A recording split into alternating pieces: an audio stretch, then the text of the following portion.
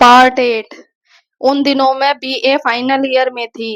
Mummy papa को छोड़कर वेदांत uncle के साथ ही रहने लगी थी। महीने 2 महीने में वह इधर का एक चक्कर लगाती और मुझसे मिलकर चली जाती। जहां तक मैं जानती थी, मम्मी पापा में अलगाव का कारण दूजा प्यार ही था। पापा से रवीना उम्र में बहुत ही छोटी थी। वह शादी कर किसी दूसरे शहर में चली गई थी। पापा को इस मामले में करारी मात मिली थी।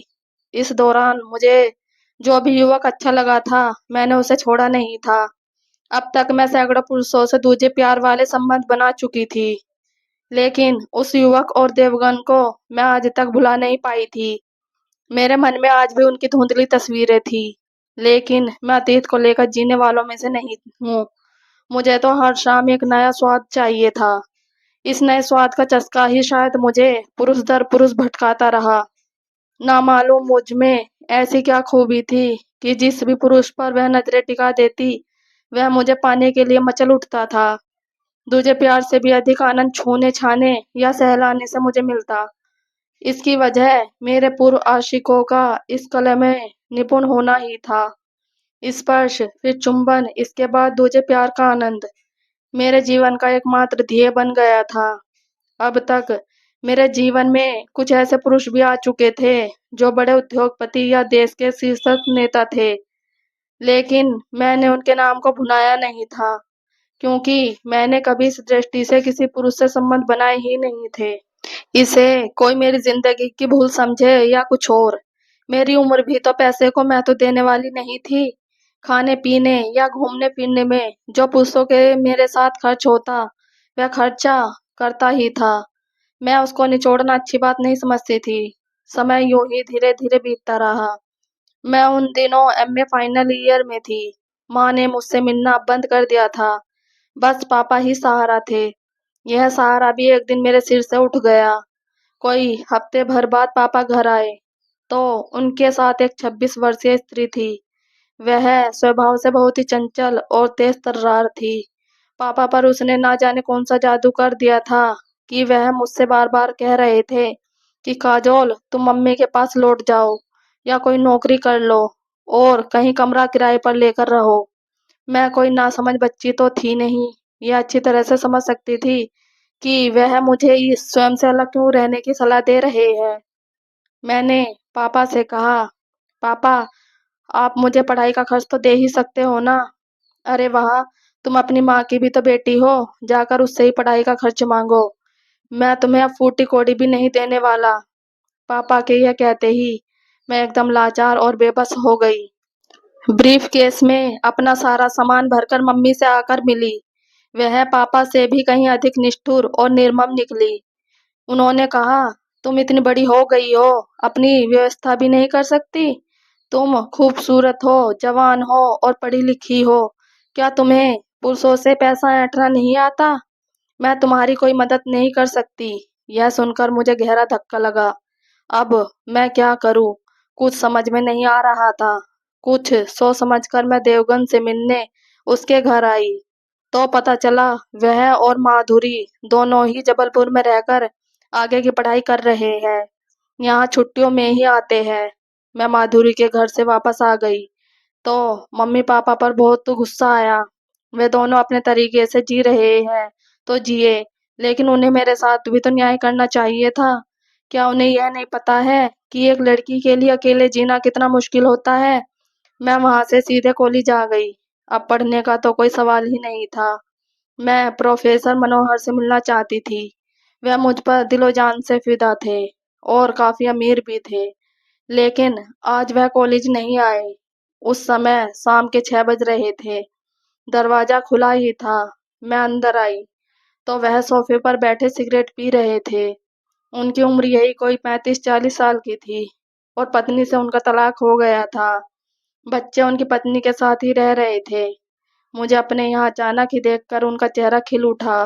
वह सोफे से खड़े होकर मेरे पास आए और मेरा हाथ पकड़ते हुए चेख पड़े। पत्नी न हो तब भी मुश्किल और हो तब भी मुश्किल। मेरे ख्याल से रखैली रखना सही है। मैंने पहली बार उनका यह रूप देखा था। मुझे बड़ा ही आश्चर्य हुआ। लोग दोहरी जिंदगी क्यों जीते हैं। तभी उन्होंने अलमारी से एक महंगी शराब की बोतल निकाली और मेरी ओर मुस्कुराकर देखने लगे। मैंने भी मुस्कान का जवाब मुस्कान से दिया। मुझे प्रोफेसर मनोहर के इरादे से कोई ऐतराज नहीं था। इसी बीच वह शराब से भरा गिलास मेरी ओर बढ़ाते हुए बोले, शराब तो तुम पीती होगी। शराब तो मैंने तभी पीना शुरू कर दिया था जब कॉलेज में दाखिला लिया था। पुरुष और शराब ये दोनों ही चीजें मेरे जीवन से जुड़ गई थी। मैंने आंख बंद करके गिलास खाली कर दिया। प्रोफेसर मनोहर बहुत ही खुश हुए। ऐसी शराब मैंने पहली बार ही पी थी। पूरे शरीर में नशा फैल गया। मेरी आंखों के सामने धुंधलापन छा गया और देखते ही देखते पलकों ने आंखों को ढांप लिया।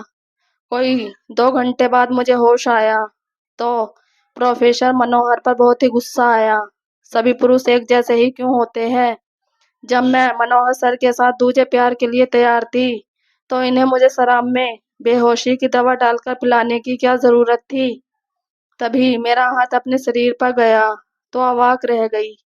मेरे शरीर पर एक भी कपड़ा नहीं था। इतने में ही मेरे हाथ अपने शरीर पर चले गए। उसे छूने से मुझे यूं लगा जैसे प्रोफेसर मनोहर ने कुछ किया ही ना हो। तभी मैंने उठने की कोशिश की तो उठ ना सकी। मुझे कांच चुभने जैसा दर्द हो रहा था। मैं बुदबुदाई, प्रोफेसर मनोहर ने मेरे साथ कैसा दूजा प्यार किया है कि मेरा शरीर फटा जा रहा है।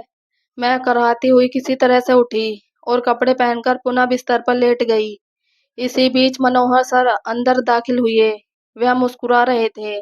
मैंने गहना से उन्हें देखा। तुम मर्द हो या नहीं। मैं तो पूरी होश हवास में तुम्हारी बाहों में आने के लिए तैयार थी। फिर तुमने मुझे बेहोशी की दवा धोखे से क्यों पिलाई। क्योंकि मैं उत्तेजित नहीं हो पाता हूँ और मुझे यह बर्दाश्त नहीं कि कोई स्त्री मुझे नामर्द कहकर मेरा मजाक उड़ाए। मैंने तुम्हें बेहोश कर अप्रकृति तरीके से तुम्हारे साथ दूजा प्यार किया है। वह बड़ी ही बेशर्मी से यह कहकर मुस्कुरा पड़े। मैं खा जाने वाली निगाहों से उन्हें देखती हुई उठ खड़ी हुई। मैं तुम्हें छोड़ूंगी नहीं। तुम एक कसाई से कम नहीं हो। मैं तुम्हारा खून पी जाऊंगी। तभी वह तेजी से आगे बढ़े और मुझे धक्का देकर बिस्तर पर गिरा दिया। मैं तुम्हें इस काबिल छोड़ूंगा तब ना मेरा खून पियोगी। मैं तुम्हारा जीवन बर्बाद कर दूंगा। मेरी ये हालत एक स्त्री ने ही की है तो तुम उसका बदला मुझसे क्यों ले रहे हो। मैं डर के मारे कांप उठी। क्योंकि तुम भी एक स्त्री हो। मुझे हर स्त्री में वही नजर आती है। मैं तुम्हें बेहोश करके मार डालूंगा। तुमसे पहले मैं कॉलेज की 2 लड़कियों को ऐसे ही मार चुका हूँ। यह कहकर मनोहर सर पागलों की तरह अपना सिर खुजलाने लगे और अचानक ही मुझे गुदगुदाने लगे। मैं हंसते हंसते बेहोश हो गई। मैं एक ऐसे रोगी के चक्कर में आ गई थी जो दिमागी रूप से बिल्कुल पागल था। जब पागलपन का दौरा उसे पड़ता तो वह कुछ भी नहीं देखता था। मैं हैरान थी। यह कैसा आदमी है जो रात में शैतान बन जाता है और दिन में कॉलेज में जाकर बच्चों को पढ़ाता है। उस समय तो वह एक संवेदनशील इंसान लगता है। इस तरह 2 हफ्ते बीत गए। मैं उसके पागलपन से काफी परेशान रहने लगी थी। उस हैवान ने मेरे शरीर को दांत से काट काट कर घायल कर दिया था। मेरे होठों से तो हमेशा ही खून रिसता रहता था। उसकी हरकतें किसी जानवर से भी बदतर थी। एक रात प्रोफेसर मनोहर देर से घर वापस आए तो मैं झट से बिस्तर से उठ बैठी। वह मुझे कमरे में बंद करके कॉलेज जाते थे।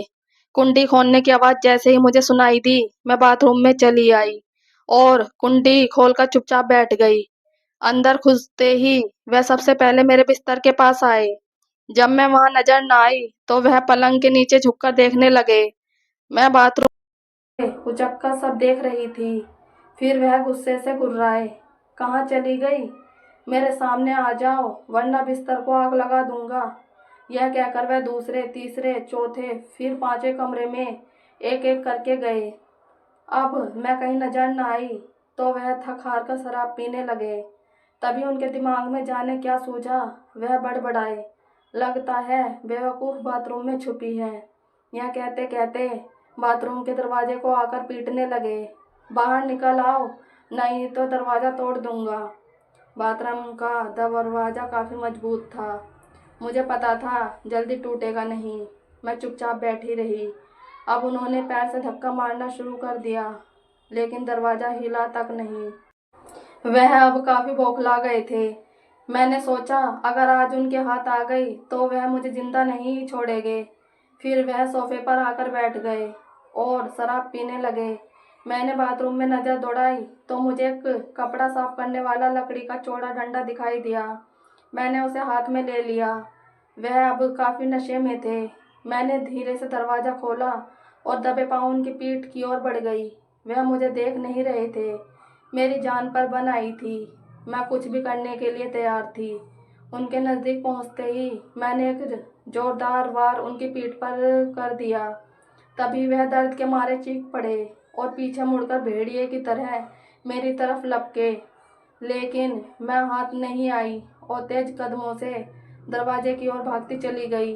वह नशे में थे और घायल भी हो चुके थे। दौड़ने में मेरा मुकाबला नहीं कर सके। मैंने दरवाजे के बाहर आते ही बड़ी तेजी से फाटक बंद कर दिए और कुंडी लगा दी। वह दरवाज़ा पीटते और चीखते रहे, लेकिन मैंने पीछे मुड़कर नहीं देखा। जान बची लाखों पाए। उस समय यही कोई रात के 3 बज रहे थे। सुबह जल्दी काम पर जाने वाले बिस्तर से उठ गए थे।